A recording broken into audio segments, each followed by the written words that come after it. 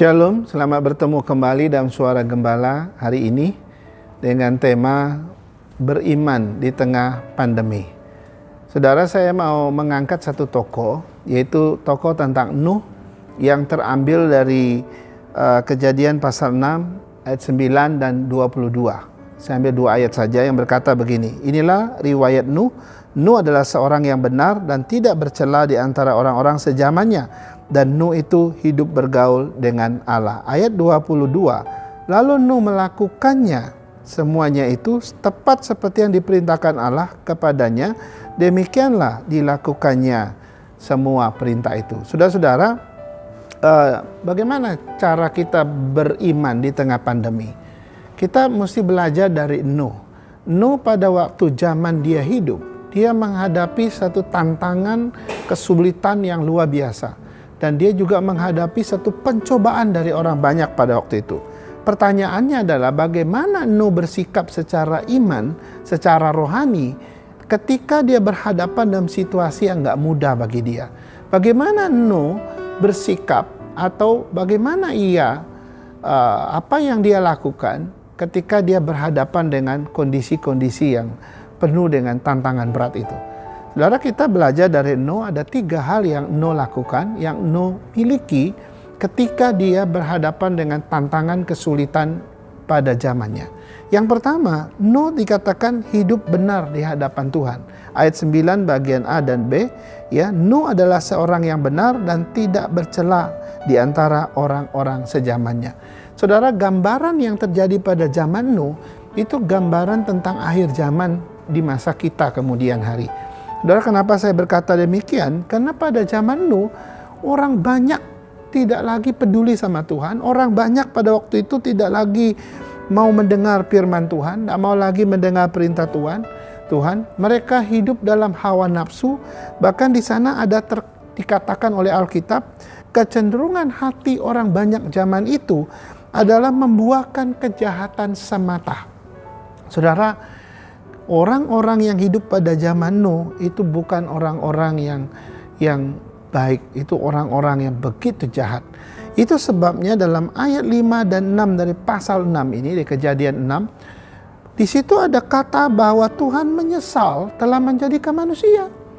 Tuhan sedih hatinya atau pilu hatinya melihat manusia begitu jahat.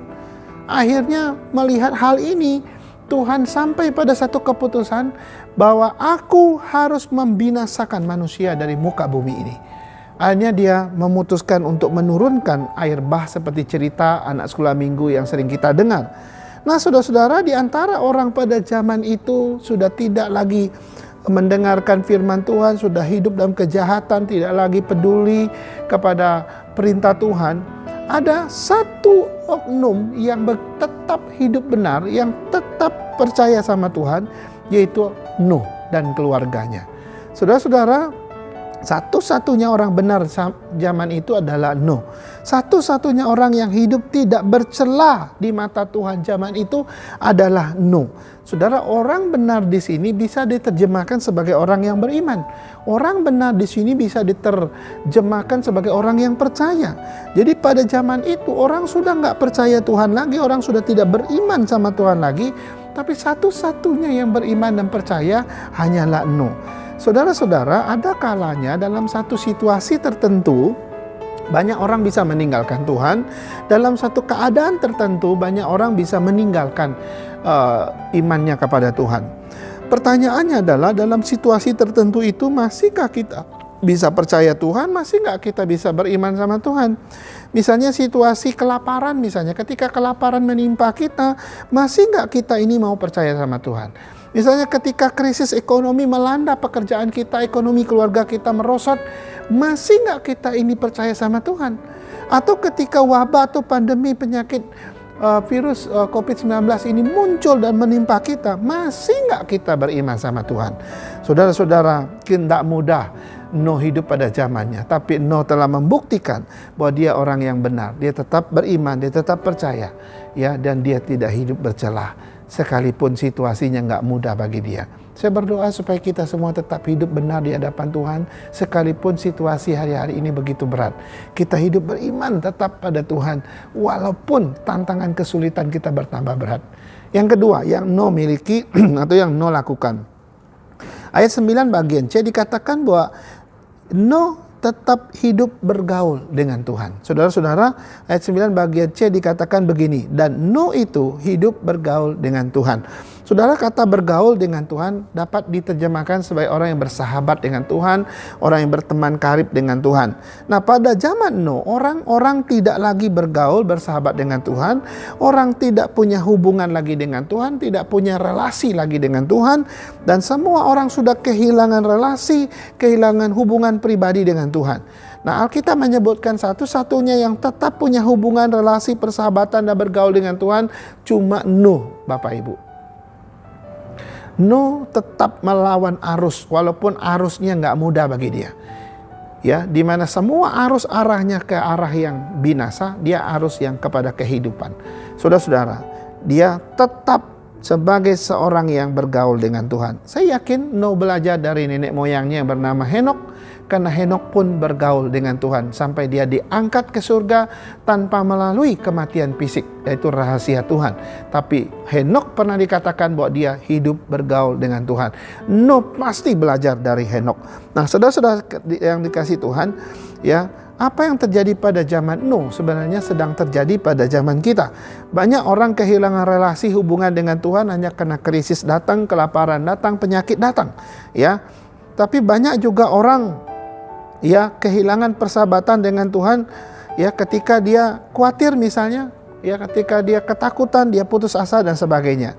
Nah, saya berharap kita semua menjadi seorang yang tetap kuat, tidak lemah, tapi kita menghadapi tantangan zaman ini, apapun yang terjadi, apapun yang menimpa hidup kita, hendaknya kita jangan kehilangan relasi dengan Tuhan, tidak kehilangan persahabatan, kita tetap bergaul dengan Tuhan secara pribadi. Amin, luar biasa. Yang ketiga, yang terakhir, apa yang Nuh lakukan ketika dia menghadapi tantangan zaman pada zamannya?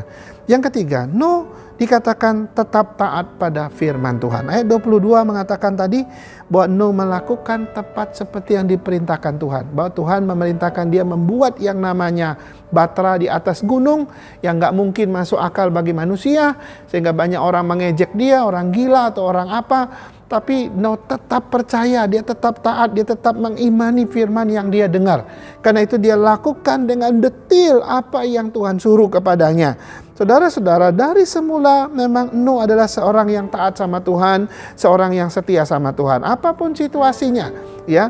Mau semua orang pergi meninggalkan Tuhan, mau semua orang berbuat jahat sama dia, mau semua orang mengejek dia, yang bilang dia gila, mau krisis, mau pandemi, mau pencobaan apapun, sama seperti kita hari ini, kita mestinya seperti Nuh tetap taat, tetap setia sama Tuhan.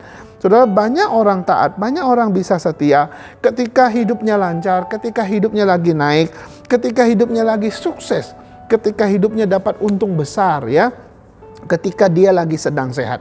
Tapi seberapa banyak orang yang tetap setia, yang tetap taat sama Tuhan ketika hidupnya lagi seret, ketika lagi turun, ketika bisnisnya bangkrut, ketika dia mengalami rugi besar, atau ketika dia sedang sakit atau sedang tergeletak, lemah karena sakit dan sebagainya. Masih nggak kita beriman sama Tuhan? Saudara-saudara, malam hari ini ada satu hal yang luar biasa. Nuh tetap hidup benar sebagai orang beriman, walaupun situasi nggak mudah bagi dia. Nuh tetap taat, ya, dan Nuh juga tetap setia melayani Tuhan. Saudara-saudara, biarlah kita boleh menghadapi situasi kita hari ini yang makin berat mungkin, makin mengkhawatirkan, makin menakutkan, makin membuat putus asa. Tapi ketika engkau tetap melihat Tuhan, engkau akan tetap beriman, tetap hidup benar, dan tetap taat sama Tuhan. Kiranya Tuhan menolong kita sampai bertemu kembali dalam Suara Gembala berikutnya. Tuhan Yesus memberkati. Haleluya.